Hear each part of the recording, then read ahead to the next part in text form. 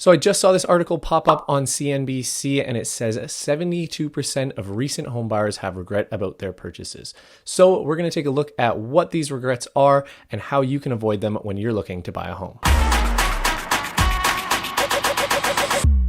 Hey, it's Nathaniel Terryberry with the Terryberry Real Estate Group. So yeah, we're going to take a look today at why 72% of recent homebuyers are having regrets. This is based on the US market. However, I'm sure, as we are very, very similar, that there will be people in Canada, Alberta, and Calgary having these same regrets. So I was pretty surprised when I first saw this. 72% is a lot of people. So I kind of wanted to take a look and see why people were feeling that way, and then be able to give you some information and tactics on ways that you can actually avoid having home buying regrets in the future. Let's take a look at the numbers here. This is done from a survey by Clever Real Estate, where they surveyed a bunch of homeowners, recent home buyers, and just kind of saw what their home buying regrets were. So the number one reason people do feel they spent a little bit too much, just with the market being so crazy, you were putting in offers, going 50, 100,000 plus over ask. And it's kind of tough to know exactly what it actually was worth back then, what you're able to sell it for. So now there's about 30% of people that are feeling like they spent too much. So the second most common regret was that they felt like it was too rushed. The home buying process was going too quickly and they just jumped in and didn't wait long enough and were just too quick to the punch. So this is another one. This is the second with another 30%. Lots of people just felt they rushed the entire process and they were just kind of trying to run around. Again, makes sense when it's been this crazy market. People didn't really know what's going on. You want to get in before the interest rate gets up. And people were so worried about actually finding a house that they were just rushing through it, especially when stuff was coming on. It was getting 10 offers at a time. You don't know if you're going to be able to find one. So people were just rushing through, trying to find a house, not the house. And as a result, they kind of feel like they have rushed through the process. Now, when we look at this survey, that actually says 31% of the buyers in this survey paid over list price, which was very, very common at the beginning of the year, whether you are in the United States or Canada. Doesn't really matter the market. For the most part, there was a lot of multiple offer situations going on with the increase in buyer demand and the decrease in actual housing inventory. Very interesting looking at all this. It's mainly all due to the fact that it was such a hot market. People were trying to buy quickly. People were going in over ask, and people weren't even seeing the homes because they just wanted to get it. And this is what low inventory does, because people really want to buy, but then you don't know where your next house is going to be. So you're just rushing through the process. You're going over list. You're not even seeing the house. So lots of these factors have combined to create all this buyer regret, and 72% of buyers, that is a massive, massive number. Now, what I want to do is give you guys some tips on how you can avoid having this buyer's remorse or regret, whatever you want to call it, and give you some tactics that you can use when you're looking at buying a home in the future. So the number one tip is to get a home inspection.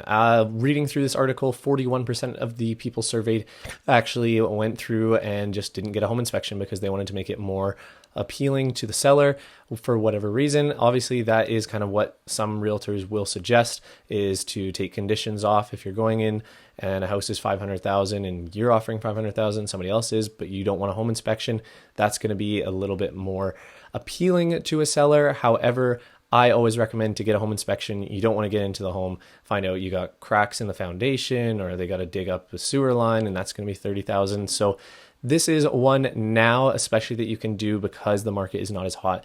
Make sure you don't skip out on that home inspection condition. And this is a big one that if you move in, it can cost you tens of thousands of dollars. It really just depends on the home. Second tip here is going to be ask for seller concessions. This means, say you do a home inspection and you find out that there's a leaky tap. Maybe you're asking the seller to now pay for that, or they've got to fix the shingles that are falling apart, et cetera, et cetera.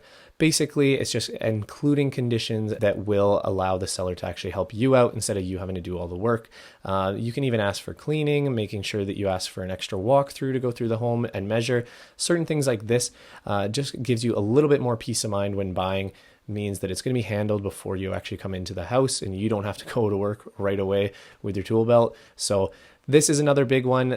You can definitely ask for this now. I usually ask for this with all my clients, at least for 3 walkthroughs, so that they have plenty of time to measure the home, or maybe they want to go through their family, or they want to plan certain things out. So that's just one example, but Now I would say ask for seller concessions. Gives you a little bit more peace of mind, a little more time in the house, and yeah, just put your decision at ease. And now the third one, this one may seem a little obvious or biased, but that is find a real estate agent that you can trust, that's in your corner, not just trying to sell you a house. There are a lot of people out there like that that will just try and sell you a house. They're just trying to do it for the transaction, get you through, get you in, get you out. But we want to make sure that you actually get a place that you like, that you love, that you want to be in for a long time. So find somebody that you can trust, that you work well with as well. You know, you could be working with these people for 3 to 6 months. It depends on how long it takes you to find a home. However, find a real estate agent you can trust, someone that's really knowledgeable in the areas that you're looking for.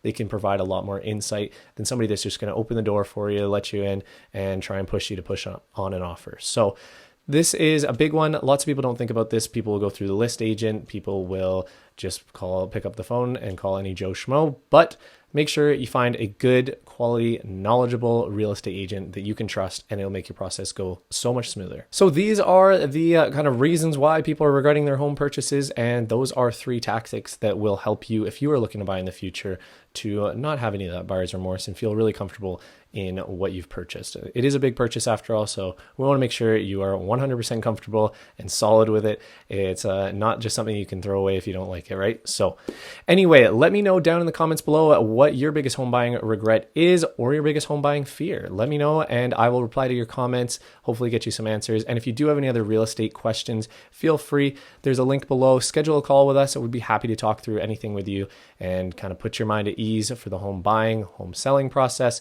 and talk you through any of that. So anyway, while you're here, make sure you click that subscribe button. Stay up to date with everything happening in the Calgary real estate market. And until next time, I'm Nathaniel Terryberry. Have a good one.